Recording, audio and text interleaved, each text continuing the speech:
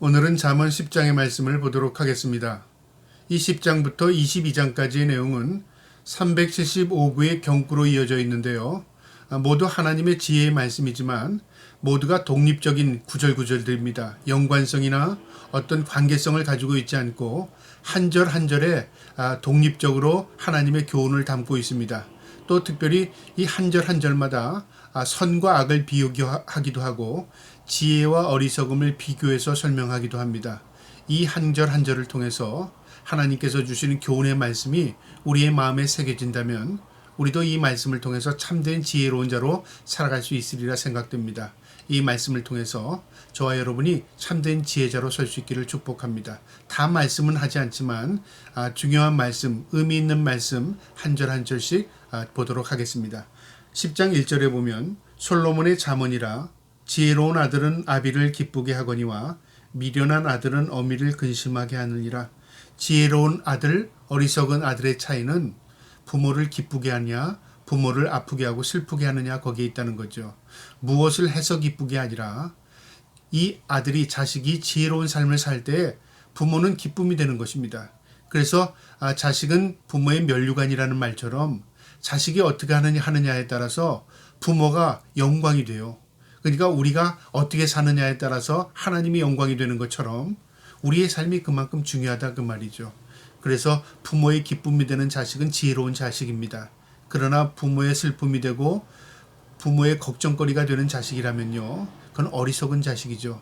그래서 우리도 부모이기도 하고 또 우리가 자식이기도 합니다.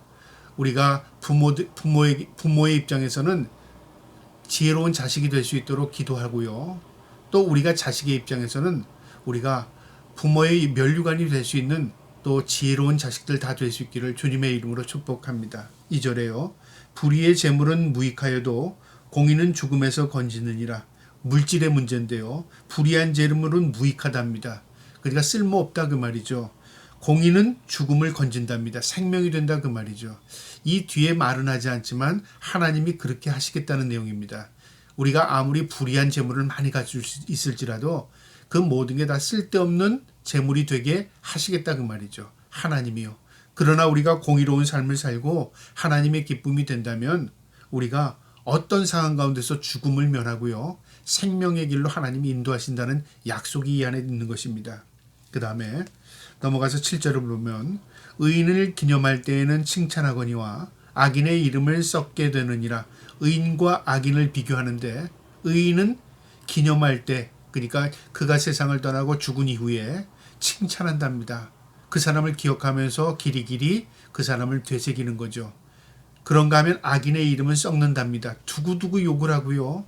두고두고 그 사람에 대해서 썩은 냄새나는 그런 내용이 그 뒤에 계속 이어진다 그 말이죠. 그러니까 우리의 생명은 살아있을 때만의 생명이 아닙니다. 우리가 살아있을 때도 본이 되는 삶을 살아야 하지만 죽음 이후에 우리 후손들이 후대에 어떤 영향력을 미칠까를 생각해야 하는 것입니다. 그래서 나는 나 혼자의 인생이 아니라요. 나를 통해서 바라보는 인생들, 나를 통해서 또 생각하는 사람들에게 참된 덕이 되는 인생을 살아간다는 것, 그게 귀한 겁니다. 그래서 선인과 악인의 차이는요. 선한 사람은 후대가 기억하고 기념이 되고 악인은 냄새나고 썩은 그 냄새를 풍기는 인생이 된다 그 말입니다. 8절에요. 마음이 지혜로운 자는 계명을 받을거니와 입이 미련한 자는 멸망하느니라. 마음이 지혜롭다. 하나님의 말씀을 마음에 새긴 자를 말하는데요. 지혜로운 자는 계명을 받는답니다. 그러니까 마음이 지혜로운 자는 하나님의 말씀을 받아들여요.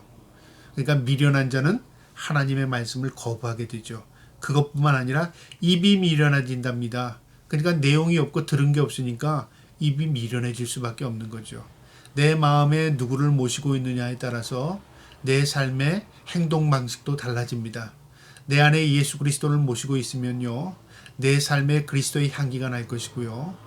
내 삶에 예수 그리스도가 아닌 썩은 세상 것으로 가득 채워 있다면 우리의 입을 통해서 더러운 냄새나는 것을 풍기게 될 것입니다.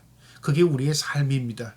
그래서 마음에 무엇을 두고 있느냐가 우리의 인생을 결정하기도 하는 것입니다.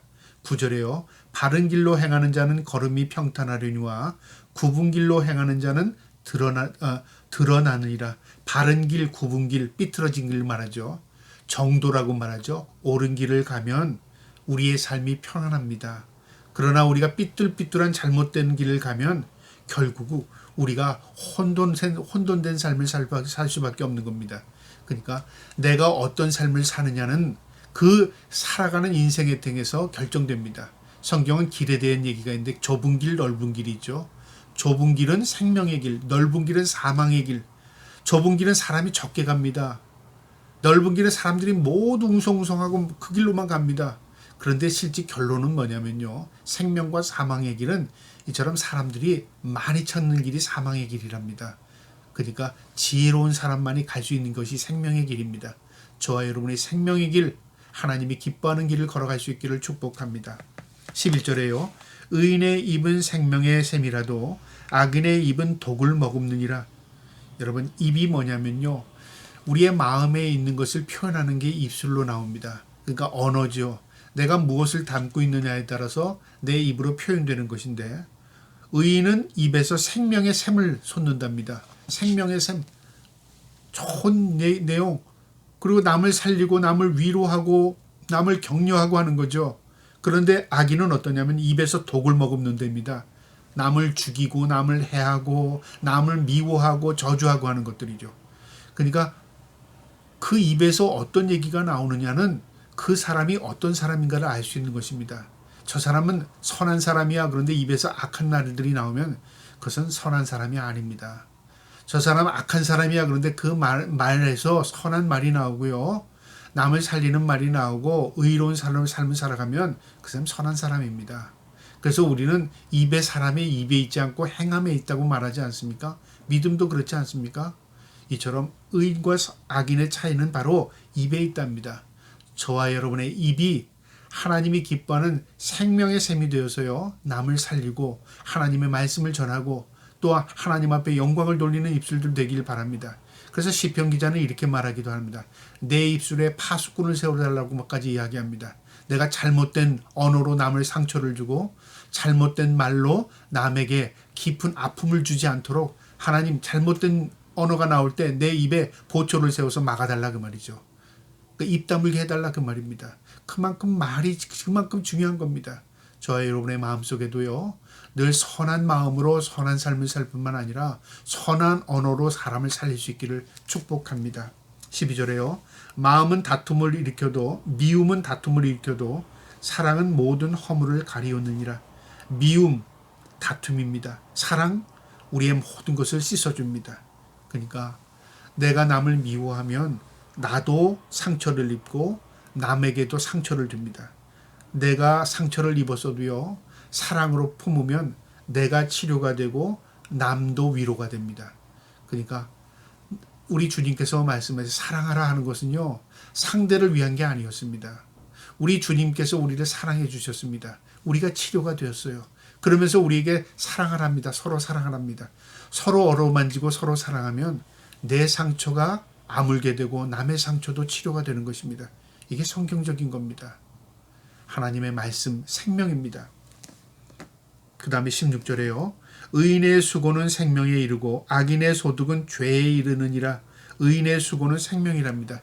우리가 하나님 앞에 살아가면서 수고하는 것은요. 다 생명을 거두는 의미입니다. 여기서 물질을 거둔다는 말이 아닙니다. 소득이 많아진다는 말이 아닙니다. 수고는 생명에 이른답니다. 살리고 흥하고 하는 거죠. 악인의 소득은 죄를 이룬답니다. 악인은 자기 욕심에 의해서 취하는 거죠. 그러니까 결국은 죄로 귀결되고 그것으로 망하게 된다 그 말이죠. 내가 무엇을 가지고 있는 게 중요한 게 아닙니다. 내가 어떻게 그것을 취했느냐가 중요한 것이죠. 수고도 땀 흘림도요. 결실이 달라요. 어떤 사람은 그것을 따고 수고했는데 그것이 죽음이 될 수 있고 죄가 될 수 있고요. 어떤 사람은 수고했는데 생명이 될 수 있다 그 말이죠. 하나님을 의식하고 행하는 겁니다. 그래서 선과 악의 기준은요. 내가 하나님을 의식하고 있느냐 하나님을 인정하느냐 선입니다. 내가 하나님을 무시했느냐 하나님이 원하지 않는 것을 행했는가 악입니다. 그 다음에 19절입니다. 말이 많으면 허물을 면하기 어려우나 그의 입술을 제하는 자는 지혜가 있느니라. 말이 많으면 허물이 많다. 이게 인생입니다. 우리가 아무리 똑똑하고 총명해도요, 내 말로 모든 것을 설명할 수 없습니다. 인간의 언어는 한계가 있습니다. 그래서 인간이 쓰는 단어가 있는데요, 언어 능력이 있고 언어를 잘 구사하는 사람도요 2만 단어 이상을 사용하지 않습니다. 보통 일상생활에서 사용하는 단어가 5천 개의 단어를 사용하는데요, 그 5천 개의 단어에서 2만 개의 단어를 사람들은 그저 사람에 따라서 더 섞어 사용하기도 하고 더 능숙하게 사용하기도 하는 그 차이뿐입니다. 그러니까 인간이 2만 개의 단어를 구사한들 뭘 그렇게 그 우리 인간의 언어가 그렇게 모든 걸 다 표현하겠습니까? 그런데 우리가 표현하지 못해도 전해지는 게 있습니다. 마음입니다. 내 마음이 남에게 전해집니다. 그래서 인간의 언어의 70% 80%는요 뭐에 있냐면요 우리의 행동에 있답니다. 언어를 같이 사용하지 않는 이방인들, 외국인들하고도 통용할 때요 손짓 발짓로 다 통합니다. 그리고 거기서 몇 가지 단어만 넣으면 다 웬만한 거 다 통합니다. 그러니까 언어가 중요한 게 아니라 무엇이 중요하냐면 마음이 중요한 겁니다. 말이 많으면 인간이 허물이 많아진답니다. 그래서 입술을 제어하는 게 지혜랍니다. 말을 많이 하는 게 지혜로운 게 아니라 적당하게 말을 하고 그 다음에 바른 말을 하고요. 그 다음에 우리 입술이 우둔해도 정직한 말을 할 때 그게 참된 지혜로운 겁니다. 저와 여러분이 그런 지혜로운 자들 될 수 있기를 축복합니다. 그 다음에 넘어가서 26절에요. 게으른 자는 그 부리는 사람에게 마치 이의 식초 같고 눈의 연기가 같으니라. 게으른 자는 주인에게 그 말이죠. 그러니까 종이 있는데 부리는 직원이 있는데요. 어떤 직원은 이 주인을 시원하게 하는 사람이 있습니다. 근데 어떤 이 직원은 식초 같은 눈에 식초 같은 직원이 있답니다. 따끔거리고 쓰게 만들고 고통스럽게 만드는 직원이 있을 수 있다 그 말이죠. 우리가 하나님과 우리의 관계에서 보면 그렇죠. 어떤 자식은 식초 같은 눈에 식초 같은 자식이 있어요. 고통만 가져다 주는 자식이 있다면 부모의 마음을 아프게 하는 게 아니겠습니까? 어떤 자식은 마음에 시원한 생수 같은 그런 자식이 있다면 부모의 마음을 얼마나 기쁘게 하겠습니까? 그러니까 우리의 행동은 우리의 행동으로 끝나는 게 아니라 그 행동의 결과를 받는 사람이 있다 그 말이죠. 우리의 부모일 수도 있고요. 우리 그리스도인이라면 하나님입니다. 내가 어떻게 하느냐에 따라서 하나님께 영광이 되기도 하고 하나님께 또 영광을 가리우기도 된다 그 말이죠. 그러니까 행동할 때 내 하나의 행동이라고 내 멋대로 행해서는 안 된다 그 말입니다. 26절에요. 27절에 여호와를 경외하면 장수하느니라. 그러나 악인의 수명은 짧아지느니라. 이 말이 무슨 말이냐면 예수 잘 믿으면 장수한다 그 말 아닙니다. 그러면은 이 세상에서 장수하지 않는 사람은 다 신앙이 없나요? 장수하는 사람은 다 믿음이 좋은가요? 그 말이 아니라 하나님을 경외하면 장수한다 그 말이에요. 장수라는 것은 성경이 말하는 장수라는 것 오래 살고 짧게 살고 그 의미보다는 무슨 의미가 그냥 하나님이 동행하는 것을 의미합니다.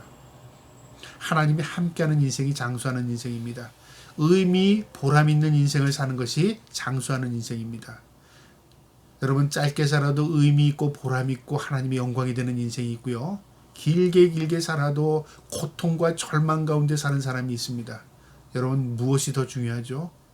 우리가 의미 있는 가치 있는 인생을 사는 게 진정으로 장수하는 인생입니다. 저와 여러분이 하나님이 기뻐하는 장수하는 인생 되기를 축복합니다. 그 다음에 마지막 31절 보겠습니다. 의인의 입은 지혜를 내어도 패역한 혀는 배임을 당할 것이라. 여기 이 잠언에 보면 입술, 열매 이런 말씀이 참 많은데요. 입은 우리의 언어입니다. 입은 지혜를 낸답니다. 근데 패역한 자, 어리석은 자는 혀에서 나오는 것이 배임을 당한답니다. 배임을 당한다는 건 자신도 죽게 되고 남도 죽입니다. 그러니까 우리의 언어가 그만큼 중요한 겁니다. 말 한마디로 사람을 살리기도 하고요. 말 한마디로 사람을 실족하기도 합니다. 하나님 말씀 한마디로 우리가 생명을 거두기도 하고요. 하나님 말씀의 심판으로 우리는 죽게도 됩니다. 마찬가지입니다. 우리도 하나님 앞에 피조물로서 우리가 어떻게 살아야 할 것이 분명합니다. 우리가 한마디를 해도요. 한 영혼을 살리는 언어를 할 수 있기를 축복합니다. 남을 위로하고 격려하고 남을 살리는 언어 하나님 기뻐하십니다. 남을 욕하고 저주하고 원망하고 불평하는 언어 하나님이 싫어하십니다. 이것은 배임을 당한답니다. 심판받는다 그 말이죠. 저와 여러분이 하나님 앞에 올바른 자로서 하나님 앞에 지혜로운 자로서 늘 우리의 입술을 조심하고 늘 우리의 마음에 예수 그리스도를 품고 하나님이 기뻐하는 삶을 살아갈 때 하나님께도 영광이요 우리에게도 복이 될 줄 믿습니다. 그런 지혜로운 자들 다 될 수 있기를 주님의 이름으로 축복합니다. 아멘.